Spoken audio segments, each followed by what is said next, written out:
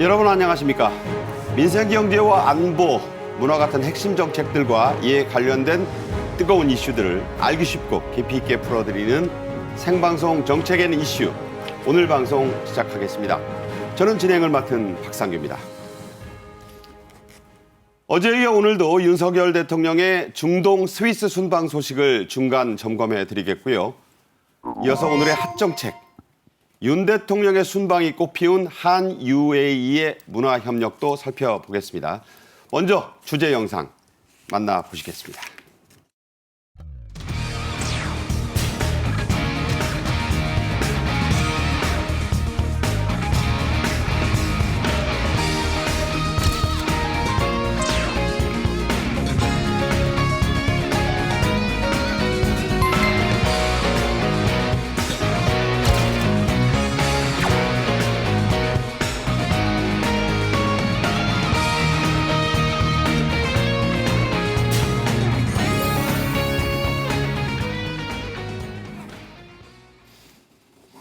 네, 오늘도 두 분 전문가 이 자리에 모셨습니다. 하재근 문화평론가 그리고 이지윤 스포츠 엔터테인먼트의 법제이사 함께 하시겠는데요. 두 분 감사합니다. 안녕하세요. 네. 하 평론가님, 앞서 그 제2의 고향이란 말 이런 거 참 쉽지 않은 표현인데 그게 나왔어요. 윤석열 대통령이 이제 아랍에미리트 비즈니스 외교를 아주 성공적으로 마치고 스위스에 오늘 도착을 했지요? 네, 이제 1월 17일에 아부다비 공항에서 출발 행사를 마치고 그리고 1월 18일 새벽, 오늘 새벽에 스위스 취리히에 도착해서 네네. 또 다른 경제 행보에 나서게 됩니다. 네.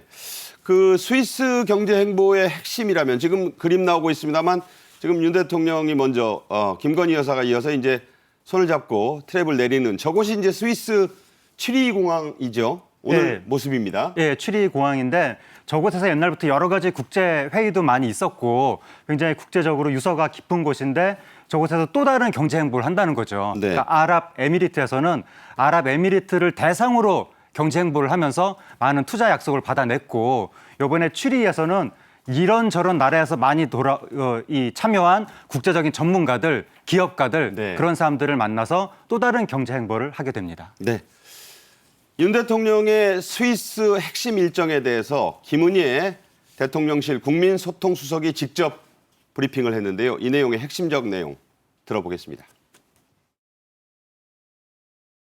윤석열 대통령은 그 어느 때보다 보편적인 가치를 토대로 한 연대와 협력만이 이 위기에 맞설 수 있는 해결 책임을 강조할 예정입니다.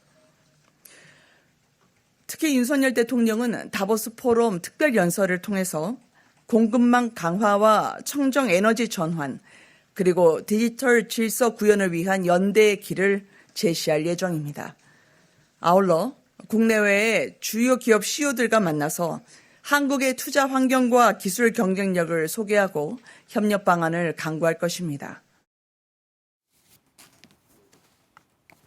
네, 윤석열 대통령 스스로를 대한민국의 영업사원이라고 부를 만큼 이번 순방의 역점이 네. 바로 그 세일즈, 예. 마케팅, 그야말로 대한민국을 전 세계의 비즈니스로 파는 그런 예. 걸 아주 중점적으로 강조하고 있는데 이 다보스 포럼 하면 예.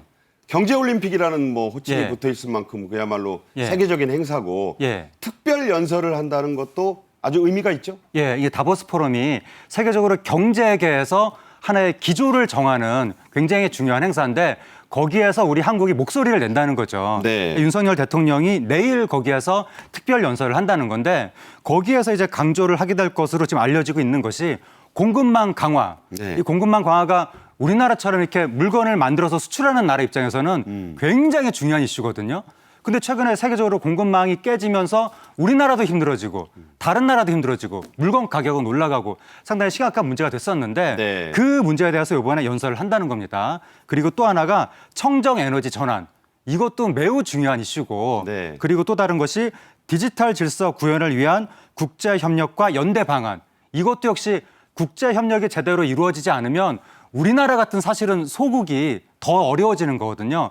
이러한 어려움을 타개할 방안에 대해서 이번에 연설을 한다는 것이니까 그리고 이게 우리나라만의 현안이 아니라 전 세계적인 현안이기도 해서 그렇지요. 이러한 세계적인 경제 문제에 대해서 우리나라가 하나의 리더십을 제시하는 그러한 계기로 자리매김을 할 수 있을 것 같고 그렇게 특별 연설을 한 다음에는 또 현지에 있는 현지 동포들하고 간담회도 하고 또 다른 현지의 기업인들하고도 만남을 이어갈 것으로 보입니다. 네, 2030 부산 세계박람회 유치 등 이런 활동도 한다니까 네. 그야말로 뭐 몸이 한 개로는 모자랄 정도로 바쁘게 움직인다 이런 생각이 들어요. 그렇습니다. 네. 자, 여기서 앞서 우리가 주제 영상으로 말씀을 드렸었는데 윤 대통령이 우리나라 정상 최초로 아랍에미리트의 국빈으로 가서 아주 극진한 환대를 받았습니다. 그 내용 들어보겠습니다. 이 UAE 측은 국빈 방문의 격에 맞춰서 최고의 예우를 갖추고 있습니다. 이 같은 예우의 일환으로 UAE 방공 식별구역에 대통령 전용기가 들어서면서부터 UAE의 공군 전투기 넉 대가 우리 공군 1호기를 호위 비행을 했습니다.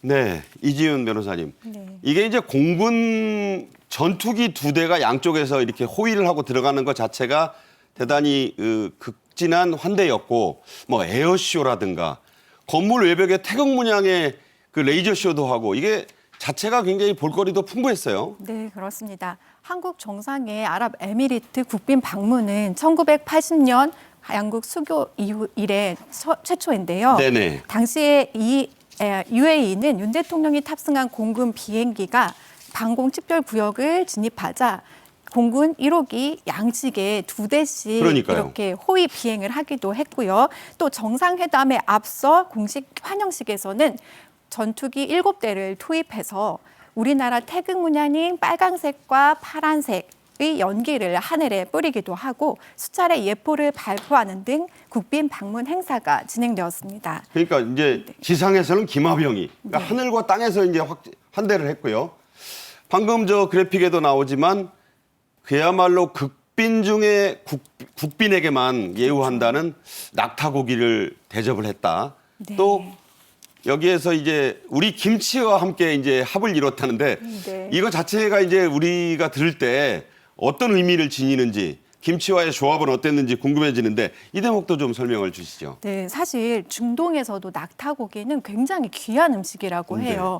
그래서 극진히 어떤 값비싸고 희귀한 음식이기 때문에 중동 지역에서 낙타고기를 먹어본 사람도 흔치는 않다고 해요. 그러니까요. 그런 낙타고기를 한국의 전통 음식인 김치와 같이 퓨전으로 조합을 해서 대접을 했다는 것은 우리 손님, 즉 국빈 방문을 극진히 대접한다는 의미를 가지고 있습니다.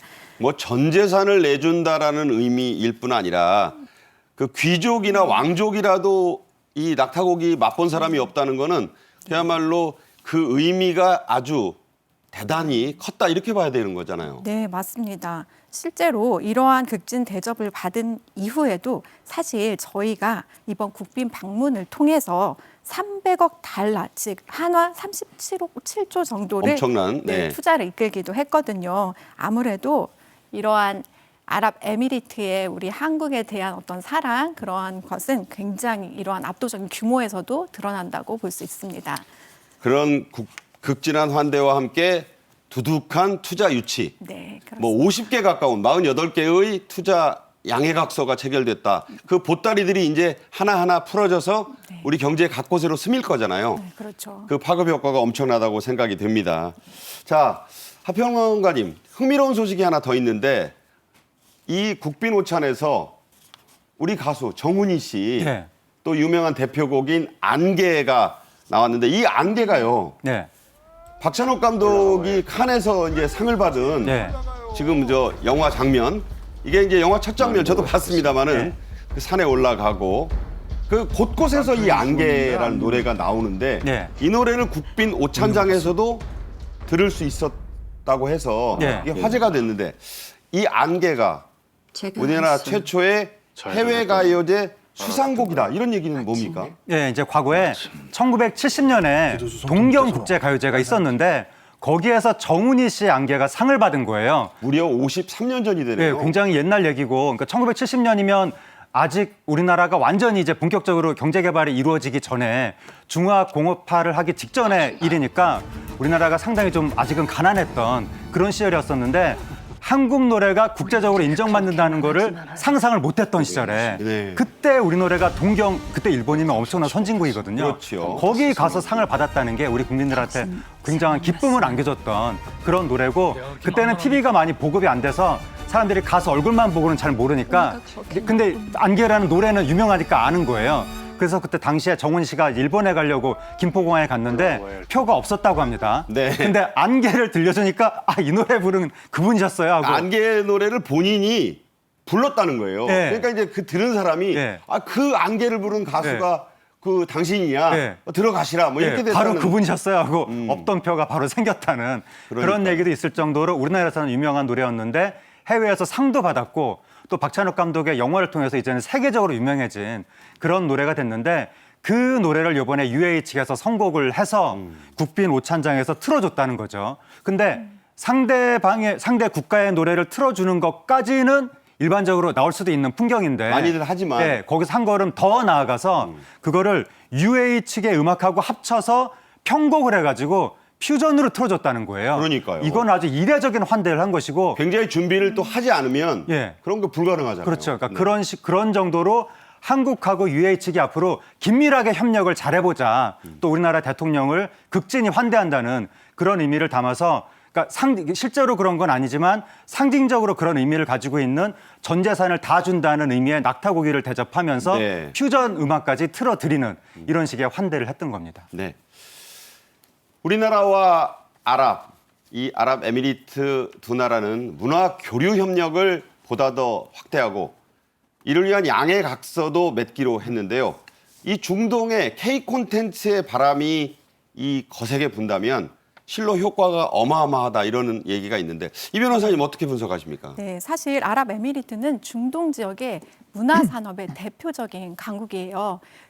작년 두바이 산업 관련해서 한번 네. 살펴보면 2021년 한 해만 해도 13억 달러를 해외에서 직접 투자를 유치할 정도로 굉장히 강국인데요. 중동에서는 이미 1위를 자리를 차지하고 중동 있고, 1위. 네, 그렇고 세계에서는 사실 세계적인 문화 지역들이 있잖아요. 그렇죠. 뭐 뉴욕도 있고 싱가포르도 네. 있고 베를린도 있는데 이들을 넘어 세계 2위의 자리에 또 올랐다고 합니다. 네. 이렇게 굉장히 문화 강국인 이런 곳과 우리가 MOU를 한다는 것은 우리가 중동 지역의 진출에 어떠한 큰 기반을 마련할 수 있는 굉장히 큰 기대가 좀 예상되는 그러한 양해 각서라고 볼 수 있습니다. 그러니까 뭐 제조업이라든가 뭘 파는 거 못지않게 이 자체가 엄청난 미래의 우리 수출 효자 품목이 될 거다. 그렇죠. 이런 얘기가 되는 거죠. 네, 네.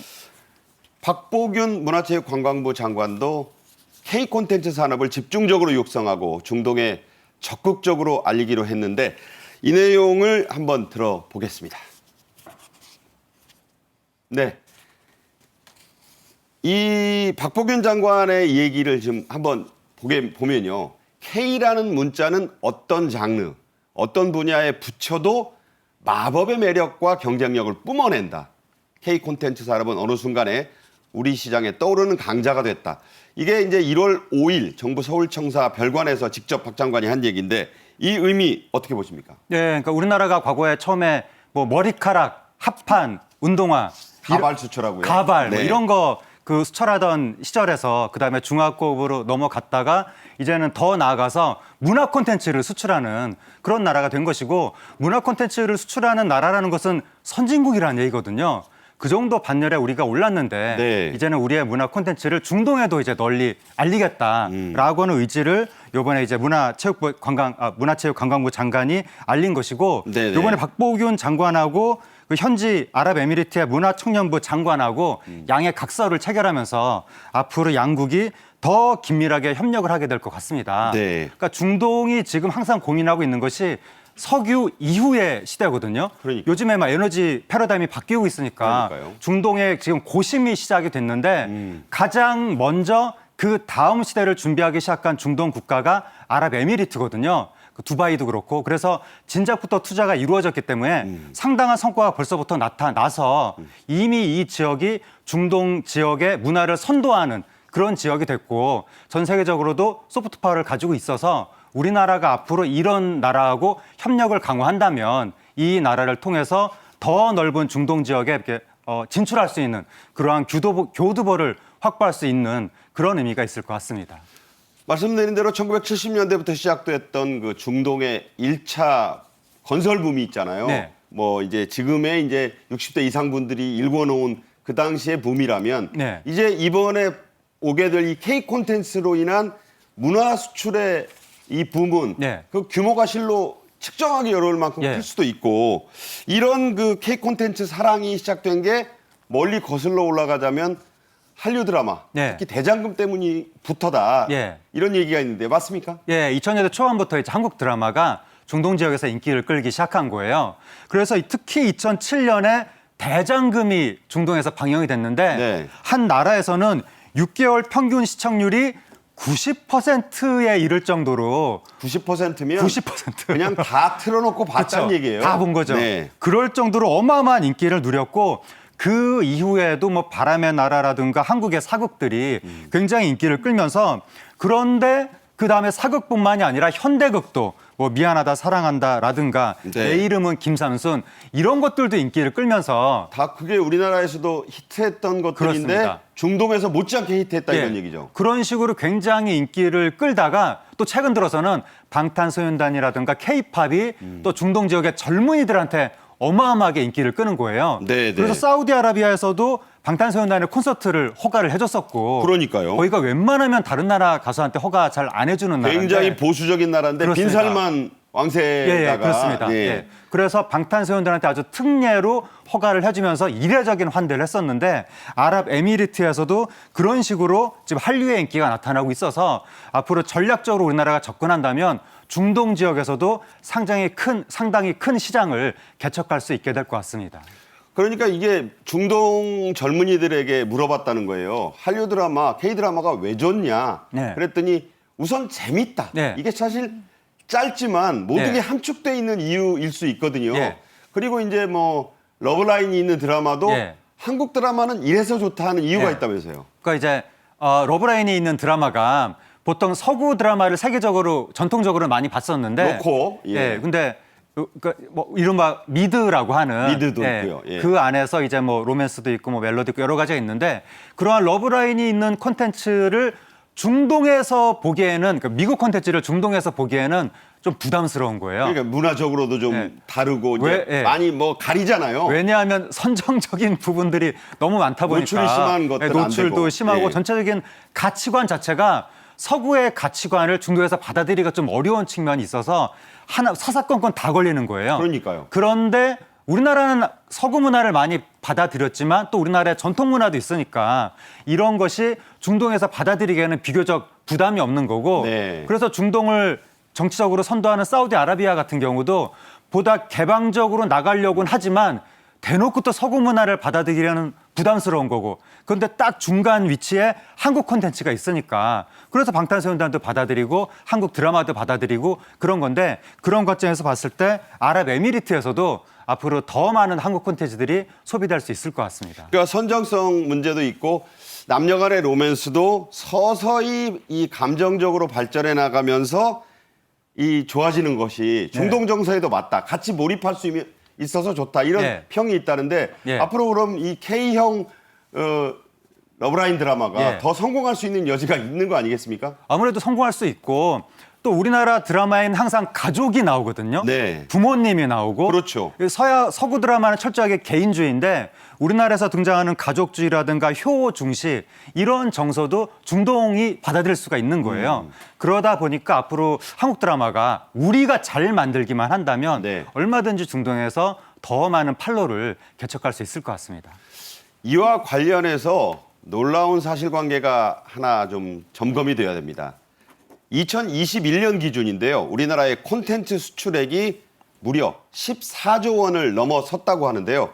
이게 그 우리의 반도체 수출액보다 많다 이런 얘기죠? 네, 맞습니다. K 콘텐츠 사업은 우리 수출 시장에 정말 떠오르는 강자라고 볼 수 있습니다. 네네. 미국 뉴욕타임즈 같은 경우에는 BTS라든지 기생충, 오징어 게임 등을 직접 언급하면서 한국을 엔터테인먼트 거물이자 문화 수출국이 됐다고 조명했는데요. 네. K 콘텐츠의 수출액을 비교하자 보면 지금 저기 이제 영상에 예, 나오잖아요. 21년 기준으로 보면 콘텐츠가 124억 달러로 가전제품이 86억, 디스플레이 패널이 36억을 이게 다 달러 기준이에요, 미화. 네, 예. 달러 기준입니다. 그렇다면 124억은 15조 원이 넘는 그런 액수거든요. 그러니까 반도체보다 네. 많다는 건 이게 앞으로 우리가 이걸로 먹고 살 수 있다는 얘기가 되는 거예요. 네, 그렇기 때문에 사실 올해 이러한 수출 강한 의지를 문체부에서는 사실 예산에 반영했습니다. 네. 문체부 예산이 올해 같은 경우에는 6조 7,408억 원 정도인데요. 네. 그중에 12.5%에 해당하는 8,442억 원을 예. 콘텐츠 지원에 적극적으로 투자하겠다.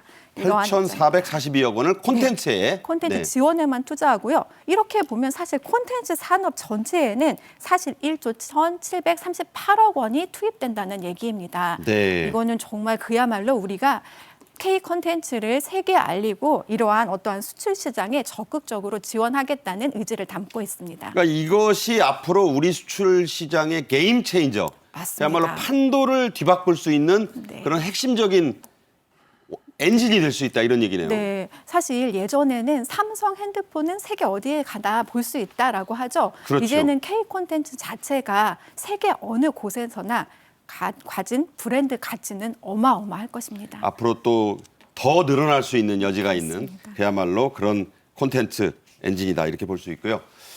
자, 이렇게 중동의 한류 콘텐츠에 이어서요.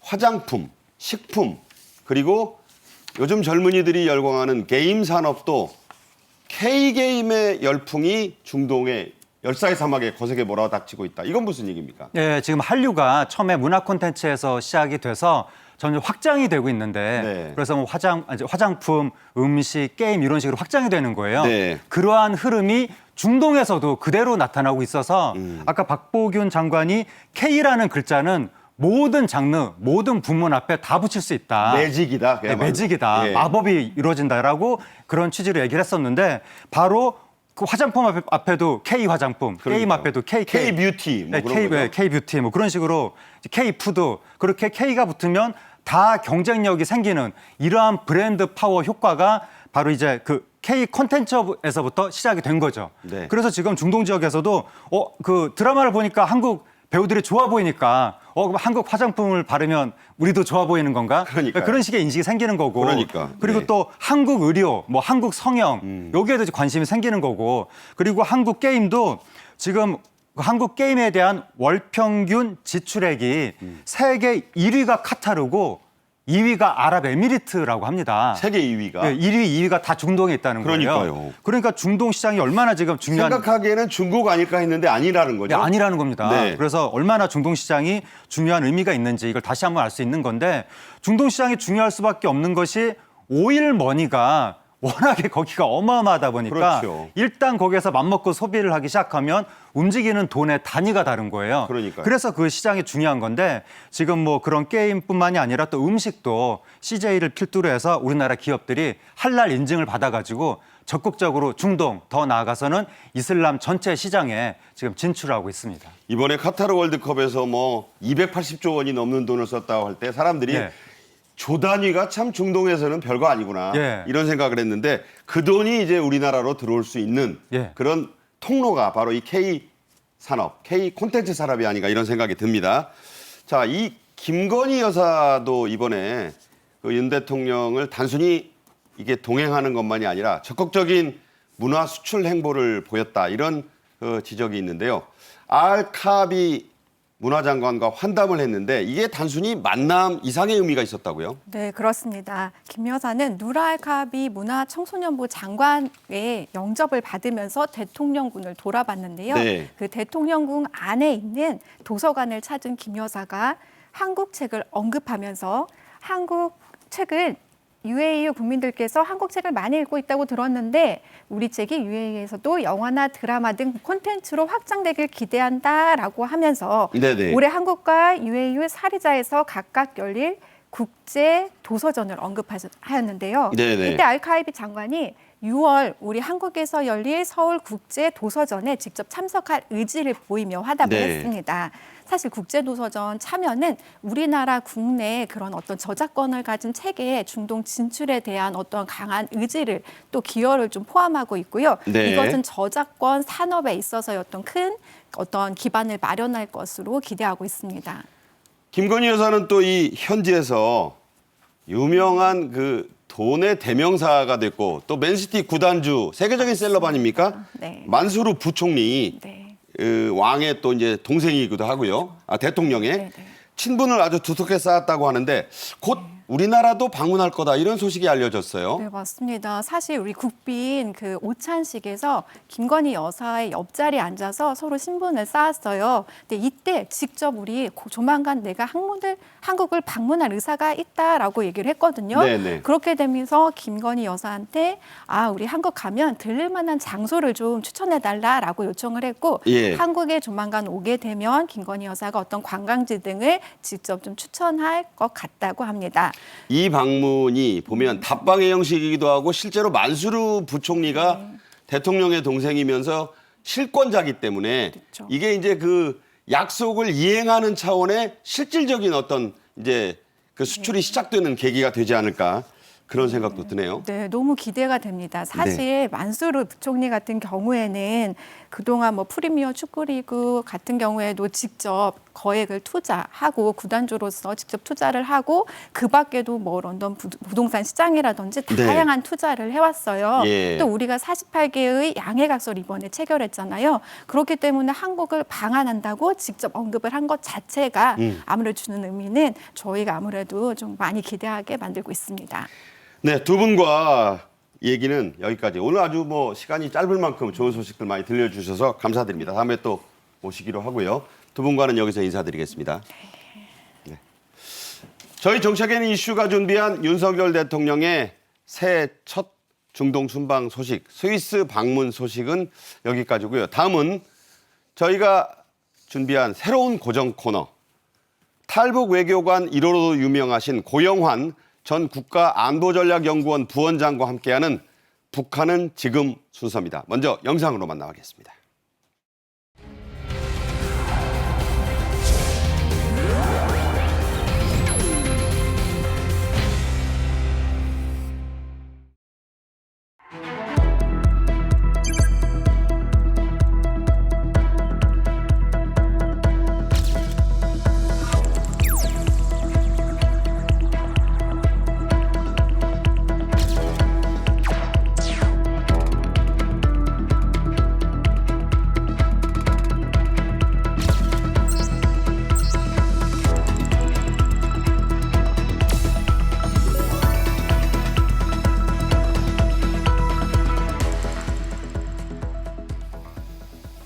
네, 소개해드린 대로 고영환 전 국가안보전략연구원 부원장 나오셨습니다. 어서 오십시오. 안녕하십니까. 네. 북한은 지금 뭐 기대하는 분이 많고 저도 이제 들을 말씀이 많은데 네. 처음에 이 저희가 언급해야 될 또 다뤄야 될 화제의 인물 네. 김주애로 알려진 예. 북한의 공주 아니겠습니까? 네, 북한의 뭐 공주. 공주란 표현이 왕조시대 용어긴 합니다만 네. 실제 공주죠? 뭐 북한은 아직도 봉건 왕조 시스템을 가지고 있고 네. 대대로 세습을 하고 있으니까 봉건 왕조의 공주라고 하시는 말씀이 정확한 것 같습니다. 네. 지난 2일에 이와 관련해서 통일부가요. 정례브리핑 발표를 통해서 이 김주애 양에 대한 질의응답을 가졌는데 이 내용을 먼저 듣고 오겠습니다. 어제 북한 조선중앙TV에서 김정은 딸이 김정은과 함께 미사일을 둘러보는 모습이 보도되었습니다. 다만 북한이 보도를 할 때 해당 사진의 위치와 일시에 대해서는 공개를 하지 않았습니다. 김정은 딸의 보도와 관련해서 지금까지 총 3차례 북한 매체에서 보도되었습니다. 김정은 위원장의 딸이 계속해서 공개 보도되고 있는 만큼 정부는 앞으로 관련 동향을 계속 주시하면서 평가해 나갈 예정입니다. 통일부 대변인의 브리핑 내용 직접 들어보셨는데요. 이게 이제 지난해 11월 이른바 북한의 괴물 ICBM 시험 발사 현장의 모습인데 북한 김정은 위원장이 손을 아주 다정히 잡고 어린 소녀를 데리고 이게 등장을 했는데 구체적인 날짜, 장소는 보도를 하지 않았어요. 북한이 보도를 안 했습니다. 네. 이제 그림만 내보냈는데 그때 모습은 약간 좀 통통하고 좀 체격이 큰 그런 모습으로 이렇게 나오긴 했는데 그때 이제 여기저기서 말이 좀 많았는데 딸이 맞느냐, 혹시 아들이 아닌 거냐, 뭐 이런 말까지 나올 정도로 막 여러 가지 별의별 억측이 별의별 있었죠. 억측이 다 나왔댔습니다. 네. 그런데 이제 공식적으로 네. 이 김주의 양이 보도를 통해서 나온 게 처음은 아니라고요. 그러니까 해프닝이 또 한 번 있었습니다. 아. 공화국 창건 네. 기념일이라고 하는 날에 공연을 하는데 거기 이제 많은 그 매체들에서 이설주가 이제 가서 아주 다정하게 막 만져주고 어루만져주고 이러니까 이례적으로 그러니까 저런 그림을 처음 보니까 예. 아, 저 김정은의 딸이 공연을 하는구나. 그런데 뭐 저 같은 사람은 김공주가 저렇게 공연을 할 일은 없다. 네. 그렇게 이야기를 했었는데 많은 전문가들은 역시 그랬다고 했다가 결국 그것이 해프닝으로 끝나서 그 영상 자체가 아예 삭제돼 버렸습니다. 재방송을 하는데 그 단발머리 저도 본 기억은 나요. 근데 네. 그 소녀가 애꿎게 이제 언급이 됐다가 아니니까 내려버렸다. 아예 그냥 화면에서 삭제를 해버렸습니다. 자, 지금 모습은 이제 지난해 11월 그 ICBM 발사 현장에 방금 뭐 손잡고 나타났고 저 엄청난 그 위력을 가져서 지금 우리나라, 미국, 일본 다 주시하고 있는 그런 ICBM 아닙니까? 그렇죠. 뭐 괴물 ICBM이라고 이야기할 정도로 세계에서 저렇게 큰 미사일이 없습니다. 그렇죠. 규모만 봐도. 중국 거 뭐 동풍 계열도 그렇고 러시아제 무기도 그렇고 직경이나 길이가 저렇게 큰 게 없거든요. 그래서 세계 기네스북에 올라야 되는 거 아니냐 하는 말까지 말. 돌 정도로 오죽하면 괴물이라고 그래요. 괴물이라고 예. 그랬는데 거기에 이제 자기 딸을 나왔는데 저기 처음에 데리고 나왔을 때는 이렇게 하얀 옷 입고 아동옷처럼 입고 이렇게 데리고 나왔는데 네. 저게 왜 이게 사람들이 눈길을 끄는가 하면 김씨 3대에 내려오면서 어린 자식이 한 번도 공개된 적이 없습니다. 저도 기억이 없어요. 네. 네. 한 번도 공개된 적이 없습니다. 이 장면이요. 3번 우리 언론에 이제 통해서 노출이 됐었는데 이게 이제 자세히 우리가 분석을 해보니까 2022년 작년입니다. 11월 18일에 ICBM의 발사 현장에 나타났던 게 있었고 2022년 자 지금 우리가 백두집 막내 아들 물론 딸입니다만 유명 드라마의 이름에서 따왔어요. 그래서 11월 18일에 화성 17형 시험 발사 현장 그리고 두 번째는 그로부터 8일 뒤입니다. 또 발사 성공 기념 촬영식장에 모습이 이제 누구 닮았어요 지금 보면. 네. 그리고 이제 해를 넘겨서 1월 1일 네. IRBM 그러니까 R이 이제 저 중거리입니다. 예. 탄도미사일인 화성 12형 현장. 모두 미사일 발사 현장이라는 공통점이 있네요.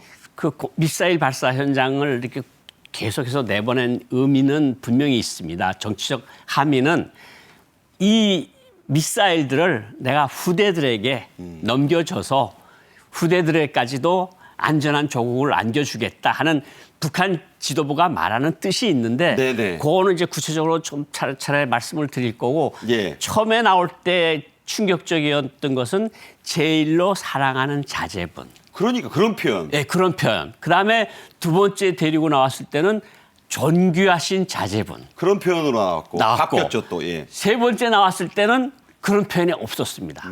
이건 여러 가지 의미가 있지만 정말로 마지막에부터 말씀을 드리면 한국에서 세계에서 막 존귀하신 자제분이라 그러니까 후계자가 아니냐 뭐 이러면서 막 떠들썩했죠. 막 떠들썩하니까 이건 너무 부담이 되니까 그다음부터는 자제분이라는 칭호를 쓰지 않고 그저 데리고만 나왔는데 존귀한 그런 말 안 쓰고요. 존귀한 말도 안 쓰고 그런 것을 보면 저게 왜 갑자기 저렇게 딸을 데리고 나왔을까?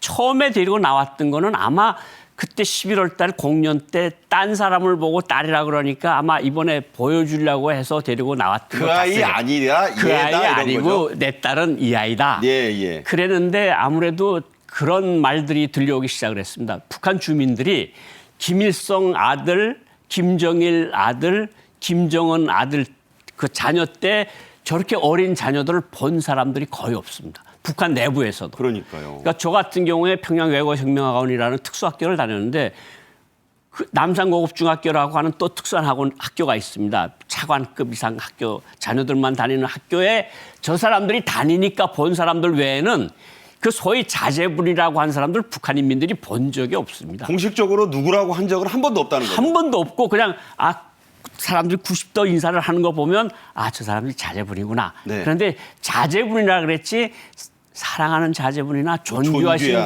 네. 이런 말은 쓴 적이 없습니다. 그리고 네. 공식 행사장에도 자제분이 나온 적이 있습니다. 후에 사진들을 보면 그러면 김정일 위원장 때 이렇게 약간 고등중학교 다닐 때 김일성이가 데리고 다니는 거 보면 김일성이가 간부들에게 깍듯이 인사하는 장면들은 지금 역사 박물관들에 나와 있거든요. 네. 그런데 이번에는 처음 나왔는데 폴더 인사를 인민군 장령에게 90도 인사를 네. 하는 걸 보고 사람들도 굉장히 많이 놀란 거죠. 그러니까요. 예. 자, 이 김정은 위원장이 손을 맞잡거나 뭐 이런 게 다 이제 연출된 영상이라는 말도 있습니다만 또 어깨에 팔도 올리고 예. 여느 아버지가 뭐 딸바보 아버지가 그 어린 딸에게 하는 그런 모습들을 많이 연출해서 보여줬는데 왜 자녀가 이제 더 있는 것으로 저희는 알고 있는데 예. 왜 유독 계속 이 김주애냐? 예. 둘째 딸입니까?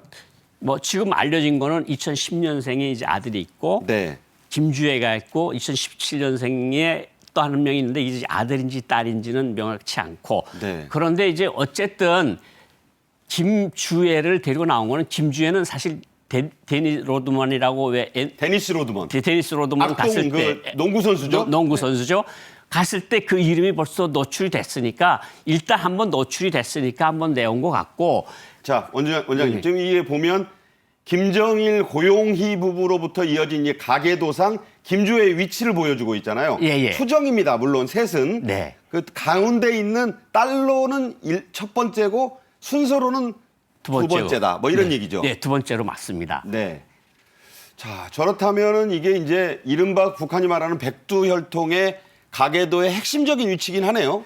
뭐 사실은 거기 가게는 없지만 왜 장자 세습을 하지 않았습니까? 김정일도 장자니까 후계자가 됐고 네네. 그 장자로서 또 내려오면 김정남 쿠알라룸푸르에서 말레이시아에서 사망한 김정남이 후계자가 되었었는데 그게 안 됐고 그 아들이 김한솔이라는 사람이 어디 있는지는 모르지만 서방 어디에 있고 네. 그러니까 그 계통이 하나 있고 지금 내려오는 건 김일성, 김정일, 김정은으로 내려왔고 김정은은 3명의 자녀를 가지고 있는데 거기에 김주애는 가운데에 위치하고 있는 이제 올해 딱 만 10살이 되는 그 소녀가 있다 이렇게 말씀을 드릴 수가 있습니다. 여기서 저희가 주목해 볼 게 미국의 뉴욕 타임스 그야말로 이제 권위 신문인데 권위 있는 권위지인데 김정은의 가장 총애받는 딸이 북한의 차기 지도자인가 물음표. 나는 이 기사를 실어서 네.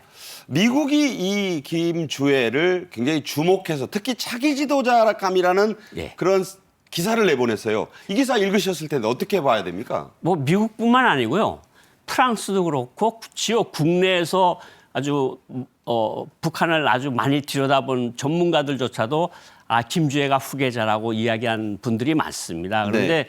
저는 약간 좀 의견을 좀 달리하는 게 그 김주애는 사실 이제까지 북한에서 3대 세습까지 내려오면서 딸이 세습을 한 적은 없습니다. 그렇죠. 그리고 그 북한 풍토를 보면 김정일 위원장 때 그 김성애 계모하고 엄청 권력 투쟁을 많이 했거든요. 그래서 김성애는 자기 아들 김평일, 김영일을 후계자로 내세우려고 그랬고 김일성은 이제 둘 사이를 놓고 이제 저울질할 때 그러니까 전처냐 후처냐. 전처냐 예. 후처냐 맏아들끼리 싸우다가 결국은 김정일이 권력 싸움에서 이깁니다. 그렇죠. 이긴 다음에 김정일 위원장이 뭐라고 자꾸 이야기를 하는가 하면 뭐 이건 뭐 북한 김정일 위원장이 한 이야기를 우리 외교부에서 그대로 전달을 받았으니까 하는 얘기인데 여자가 나라를 지휘하면 나라가 망한다. 네. 다시 말해서 암탉이 울면 집안이 망한다 그랬는데 우리 속담에 그리고 김정일 위원장이 한마디 더 했습니다. 아. 우리나라가 망한 것은 민비 때문에 망했다. 명성황후 때문이다. 명성황후 때문에 망했다고 그렇게 이야기를 하면서 북한 간부들 속에 여자가 후계자로 되는 일은 없겠구나. 그렇게 해석할 만한 발언이네요. 그렇게 계속 해석할 만한 발언들을 했었는데 이번에 나온 거는 일단은 보여주자고 한 거는 후대에까지 무기를 넘겨주겠다는 거, 안전을 보장해 주겠다는 게 따로 있지만 저는 여기서 다른 부분 하나 찾아봐야 될 것이 있다 이런 예. 생각이 듭니다. 네.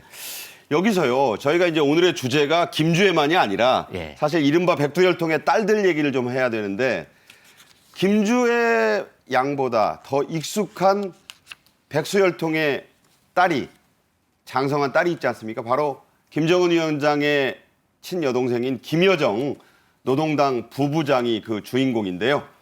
이 김여정 위원장은 우리 부장은 우리나라에도 왔었고 예. 뭐 수시로 발언을 지금 뭐 거칠게 하는 사람 아닙니까? 뭐 엄청 많이 알려졌죠. 엄청 많이 알려지고 2018년도에 이른바 봄이 왔다고 할 때 평창올림픽에 왔을 때 많은 그때 문재인 정부 시절에 이런 이야기들을 했습니다. 아주 핸섬하고 아주 수줍음을 많은 아가씨다. 이렇게 네. 말씀들을 한 부분이 있는데 제가 들었던 이야기들은 북한에서 탈출한 엘리트 외교관들 이야기하면 굉장히 꼼꼼하고 굉장히 똑똑하고 네. 그러면서 굉장히 화를 잘 낸다.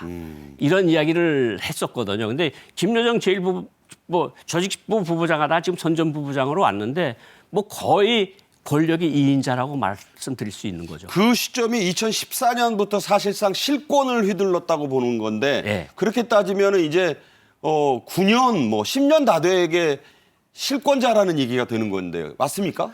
뭐 실권자라고 할 수 있는 게 북한 매체들을 통해서 나왔습니다. 네. 그러니까 대남 관계를 총괄하는 김여정 동지. 그러니까 통전비서 김영철보다도 더 높은 자리에 있다는 거 아니겠습니까? 네. 그다음에 대외 관계를 총괄하는 김여정 동지. 그러니까 지금 김여정은 대남 및 대외 관계를 총괄하는 북한 주민들 표현대로 한다면 나와 다니는 지도자 동지.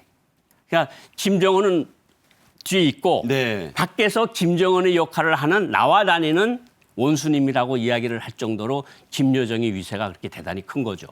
사실 김정은 위원장의 건강이 아직은 30대인데 여러 가지로 이제 좀 좋지 않다 뭐 이런 얘기가 나오면서 젊은 나이지만 급변 사태, 유고 사태 이런 것에 대비한 북한 내 이제 그 후계 구도에 대한 얘기. 예. 그러면 만약에 이제 그 자리가 비게 되면 네. 누가 그 자리를 맡게 되느냐 이런 얘기가 나올 때 끊이지 않고 나오는 게 이제 딸들 얘기예요. 예. 이번에 김주애 양은 좀 어리긴 하지만 예. 그래서 이와 관련된 얘기를 나눌 텐데 먼저 지난해 11월 20일에 조선중앙방송이 보도한 내용을 한번 보겠습니다. 미 제국주의자들이 동맹국들에 대한 확장 억제력 제공 강화와 전쟁 연습에 집념하면서 조선 반도와 주변 지역에서 군사적 허세를 부리면 부릴수록 우리의 군사적 대응은 더욱 공세적으로 변하게 될 것이라고 선언하셨습니다. 경의하는 김정은 동지께서는 핵 전략 무기들을 끊임없이 확대 강화해 나갈 때 대한 우리 당의 국방건설 전략에 대하여 다시금 강조하시면서 국방과학연구 부문에서는 우리식의 주체 전략무기 개발에 더욱 박차를 가하며 역사적인 중요 전략무기 시험 발사장에 사랑하는 자제분과 요사와 함께 몸소 나오시어 시험 발사 초원 과정을 직접 지도해 주시며 북한의 인민방송인 네. 리춘희 아나운서 이제 할머니 나이지 않습니까? 네, 할머니. 목소리가 나왔는데 주목되는 부분이 사랑하는 자제분 또 나온 표현 네. 요사님 예. 리설주 말하는 거겠죠? 그렇죠. 이렇게 대동하고 저 ICBM 발사 현장을 참관한 것도 정치적 의미가 담겨 있다고 봐야죠. 그러니까 북한 주민들에게 있어서 김정일 위원장 때 부인은 오랫동안 못 봤거든요. 네. 고용이. 고영이에 대해서는 거의 북한 주민들이 본 적이 없고 그런데 김정은은 와서 이설주 여사 데리고 나오고 딸까지 데려오니까 일단 북한 주민들한테는 저게 일반적인 보통 가정인 것 같다. 네. 그러니까 정상적인 가정인 것 같다. 아버지는 안 그랬는데 저 집은 약간 다르네. 부인, 딸. 부인, 딸. 그러니까 이건 아주 다정한 아버지이자 다정한 남편의 모습을 연출하는데 그 연출하는 장소가 우리하고는 좀 달라서 미사일을 넣는데 이제 데리고 나왔으니까 네. 우리는 충격적인데 우리는 뭐 레고 공원이든가 무슨 공원을 데려가서 애한테 뭘 주겠는데 놀이공원 갈 수도 놀이공원 있고. 가는데 네. 저기는 이제 괴물 미사일 앞에서 데리고 나왔으니까 그게 더 충격적인 모습으로 다가온 거죠. 자, 공개된 정보가 아직 전혀 없이 꽁꽁 베일에 쌓여 있는 추정된 아들은 그렇다 치더라도 네.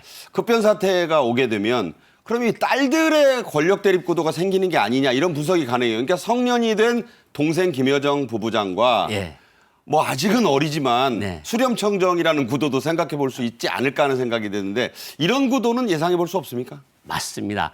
그 2020년 4월 달에 김정은 아프다는 설이 전 세계에 퍼졌던 적이 그러니까요. 있었고 네.